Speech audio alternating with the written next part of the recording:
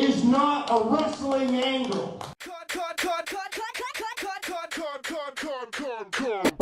my life into pieces. This is my last resort. Alright, so I actually had a couple different ideas for what kind of show I was going to do today. But then, like 2 days before Thanksgiving, the song came on the radio.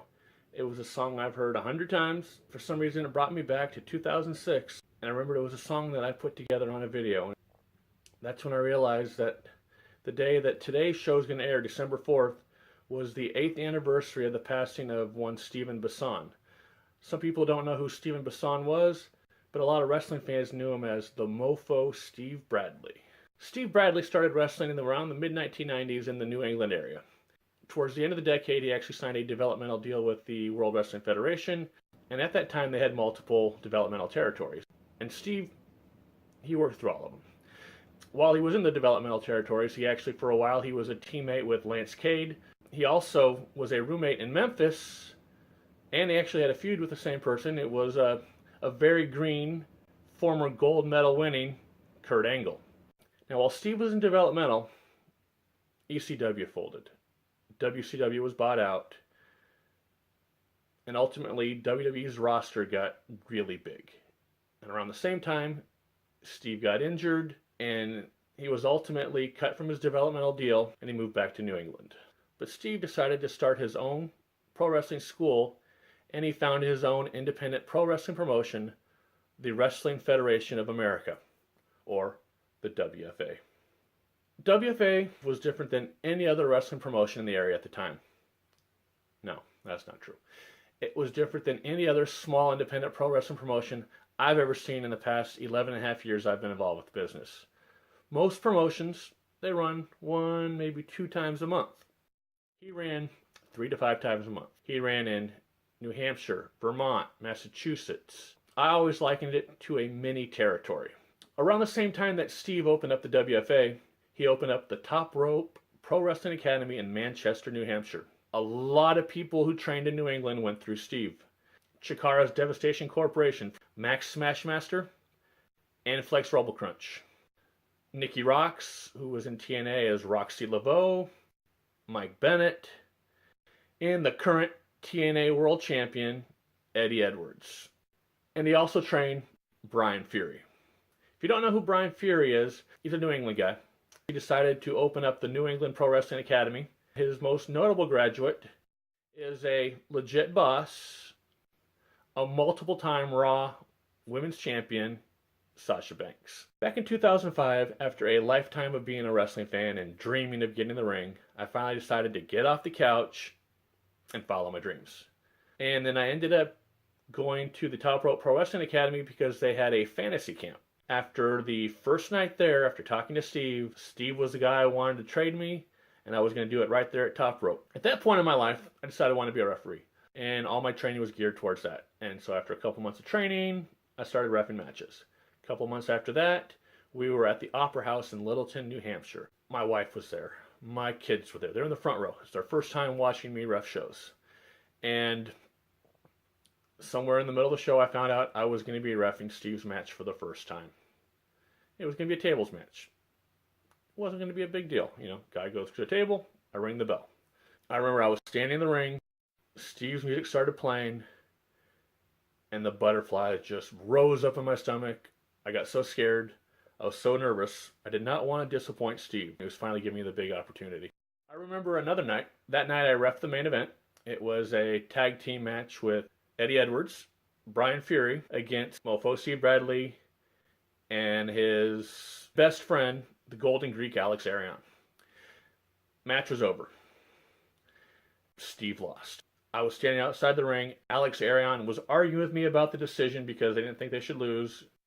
But as I'm standing there, next thing I know, I got nailed from behind by Steve. Did not know what was coming. Just got completely laid out. Eventually, security dragged me back to the back. Steve was already back there. He's like, "What are you doing out here? Go back out to the ring." So I got to ringside.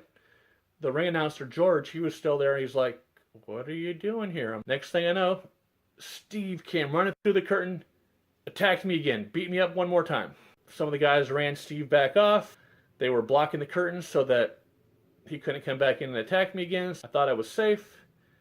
But little did I know that at this point in time, Steve went out the back door, came in through the front door, and attacked me again.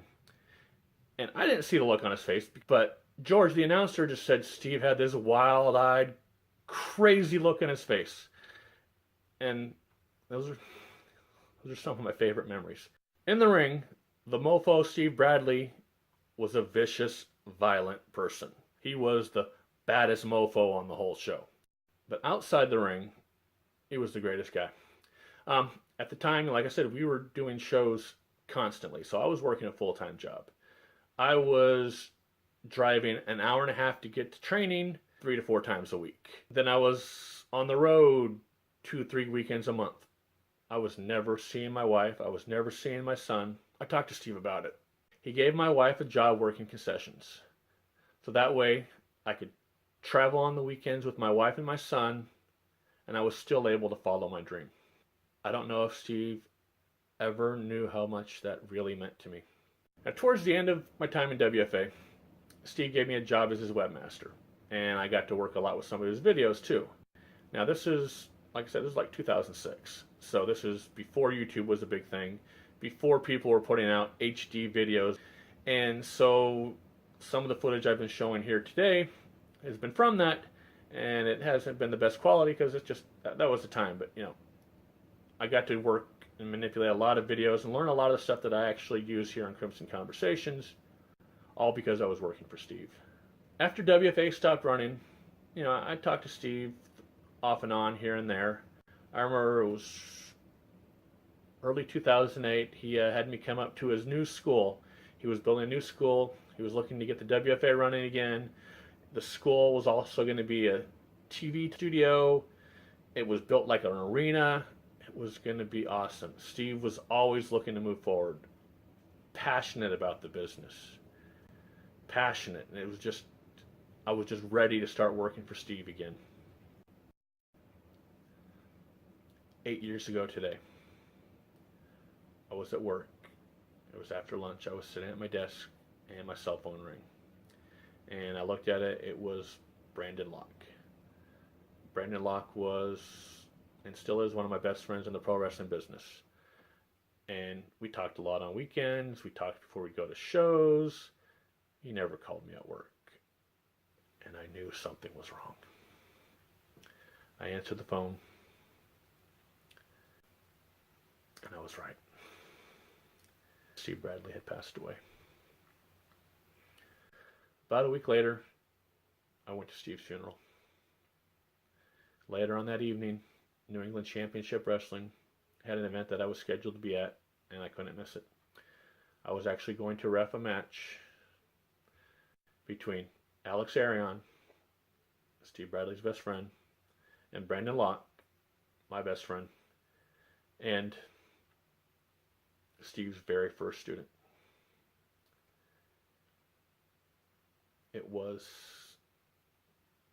emotional. It was hard. But it was the most satisfying moment I ever had in my life in the ring.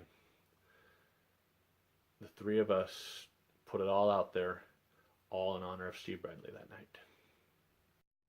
Mofo Steve Bradley. The baddest mofo on the whole effing show. You were able to teach me and many others the business of professional wrestling. And we'll love you forever for it. You have one of the greatest minds. So creative, so commanding. But man, he was one of the smartest minds that you could ever learn from. Especially when it came to wrestling. That's why at 30 years old, I'm off to do what I've always loved to do. I was 17 years old, and he took me in to his school to teach, along with so many others. And at 30 years old, I'm still doing it today. Still doing what I love to do because of him. He gave me the chance to ring announce helped me discover a talent I never would have known I've had. And I'm still able to do it to this day. Steve, if you can hear this, thank you. I miss you, just like we all do. I'll never forget you, man. See you again one day. Steve was my trainer. He was my mentor. And most importantly, he was my friend.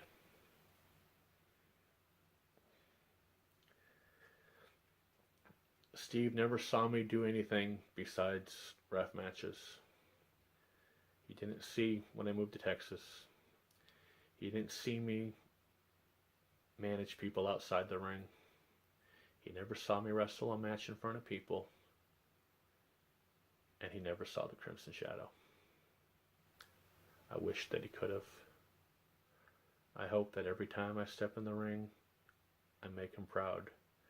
Every time I step in the ring, I remember Steve. There would not be a Crimson Shadow without Steve Bradley.